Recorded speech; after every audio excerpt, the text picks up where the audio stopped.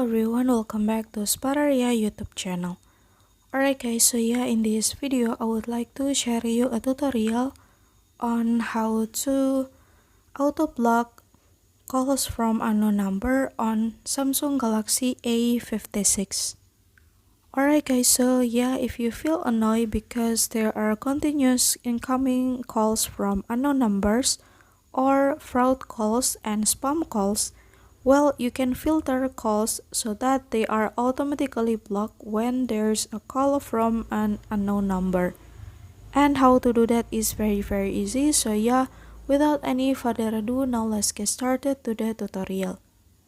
Alright guys, so the first thing first that you have to do is, of course, you can go to calls menu, and then now you can click on the right top and then go to settings, and then now you can go to block numbers, and then now you can activate block numbers so that when there's unknown number calls you, they will automatically block. Alright guys, so yeah, here's the tutorial and thank you so much for watching guys. Bye.